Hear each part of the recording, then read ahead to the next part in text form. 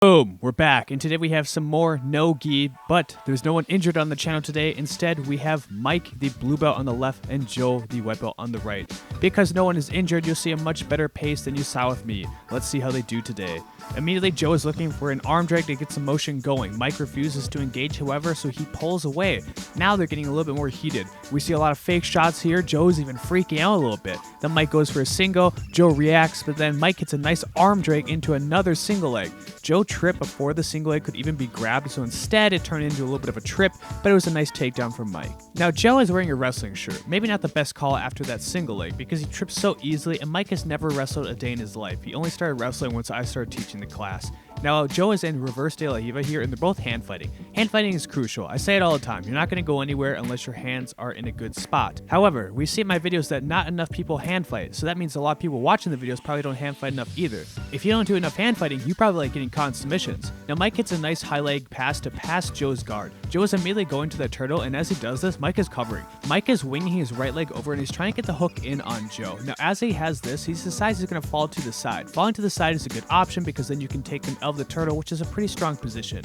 Also, Mikey transitioned with the right hook into beltline control. The beltline hook is a wonderful hook to control their posture and set up your own attacks, but he doesn't stay there too long. Instead, he opts for more normal back control. Now from here, we can see that both men are once again hand fighting. Joe wants to hand fight extremely well because he doesn't want to get choked. If he lets his hands get out of position, he's going to get choked way too easily. And Mike's trying to hand fight because he wants to set up his own choke. Now Mike captures the arm of Joe, and as he does this, he's setting up his bread and butter move that he does only to white belts. Mike is pretending that he wants to end somebody's life with a pillow at the hospital, so he's going to bring his hand over the mouth and he's looking to smother Joe. Now this is not a very fun position, but I also think it's a terrible move. It's a dick move nonetheless, so if you get this on somebody, you're going to have some bragging rights over them for sure. Joe does not want this to happen, and I think Joe might be even trying to lick his hand. That's my defense. If somebody tries this on me, I'm licking their hand, or I might even bite it. You're not going to get me with a smother. Now, eventually, Joe does get out of this, but his arm is still captured, and the other hand is controlled as well. Mike brings the arm across, and he's looking for the rear naked choke. Once he has everything set up, he can bring it in to finish Joe for the tap.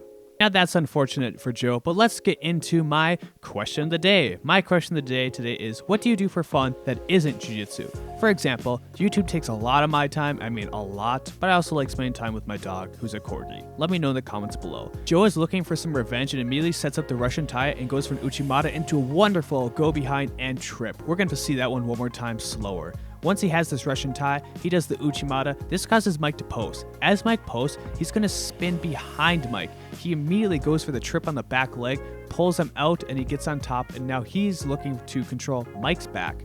He's looking to set up the wrestler ride first. I guess we can say there was a good wrestling takedown, so I'm going to take back my comment about Joe's shirt. Now once he's here, Mike is having a strong base. He's not defending his neck at all, so Joe should be trying to threaten the neck. Instead, he's going to go for the chop and trap. He goes at the elbow, brings him over, but that wasn't the best move because this is going to allow Mike to get back into guard as he decides to shrimp and frame. So if you're a white belt watching this, what should you do instead? Always threaten the neck. You don't want to chop him over, bring him to side control, and let him frame. So attack the neck. Even if you don't get the submission, you'll cause him to move. Then you can throw your hooks in and put him in a full back control.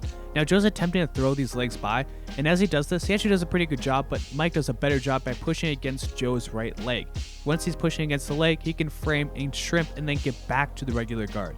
However, Joe has another attack in store. Once Mike is pushing, he's pushing a little too much, so Joe's going to throw it by and hit a side control switch on the other side. Mike immediately goes to turtle and he's looking to defend this, but Joe just increased his IQ by 20 points, so he's not going to do the same chop and trap. Instead, he's going to yank Mikey up.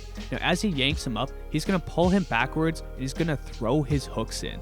This was a nice job by Joe because we need to see that he's advancing and not just doing the same moves that get him put in bad positions. So nice job by Joe by pulling him back and throwing your hooks in.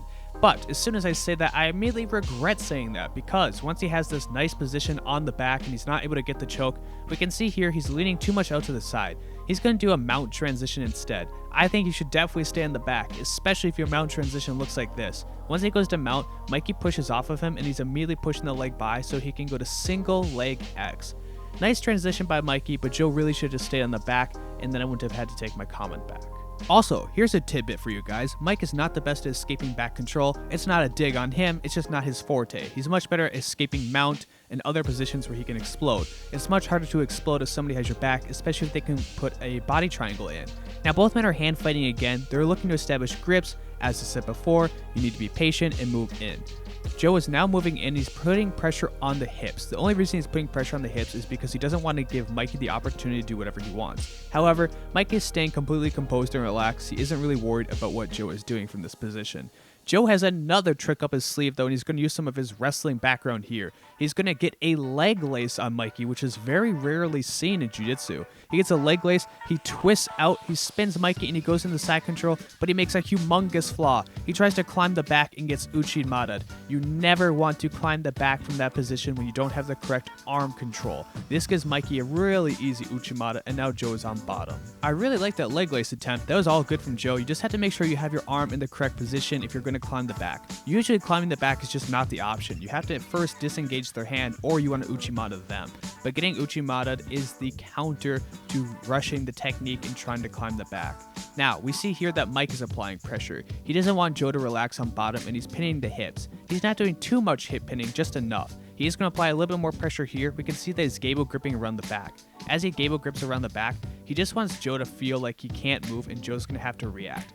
If Joe reacts, this is going to give Mikey an opportunity if he can capitalize on it. Joe gets back into the open guard position instead of being in that half guard spot they were just at, and now Mikey is relaxed here. He didn't take advantage of Joe repositioning, but he'll have another opportunity in a second. Here's some extra information for you guys on the background of our gym. Mike looks completely calm, and that's because he's on camera. But the secret to Mike is that he was the original bath salts Ben. He was the most spazzy person I'd ever rolled with at the start. He's toned it down quite a bit, but I think he's only toned it down because he's on camera. I'll still catch him trying to spaz out in some rounds, but he doesn't do it nearly as much as he used to. Just remember, he's the OG bath salts Ben. Now, Mike is going to use some of that bath salts energy, and he's going to pin the hips down of Joe, and he's going to hit a nice hop over. He's just going over the legs, and Joe immediately turns. As he turns, he's going to try and take the back. But nice job by Joe. As he hits this turtle, he's smart enough to turn back into Mikey. Now, as he turns back, he's going to push the leg by. He's caught and mount for a little bit here, but he's going to push the leg back to re-guard, and now he's in half guard. So smart play by Joe to not get caught on the back again. Mike's going to try some more smother attempts with no setup. He just really likes to touch Joe's face. Now what Joe should do here is 7 guard. He's in the prime position. He just has to hook his left arm under the leg, shoot his other knee in, and go to 7. Instead, he re-shrimps the other way, and now he's re-guarding once again, and Mike's looking for the guillotine. As we see Mike's going in for the guillotine, look in the background, John is just casually doing a backflip in his free time. Pretty cool, didn't even know he was that athletic, but it's nice he can do a backflip. This does bring us towards the end of our video as the round ends. If you appreciate the video, please make sure to like, comment, and subscribe. Also, remember, if you want some cool rash guards, visit xmarshall.com to get cool ones like me, and use promo code Tyler to save yourself money and help me out.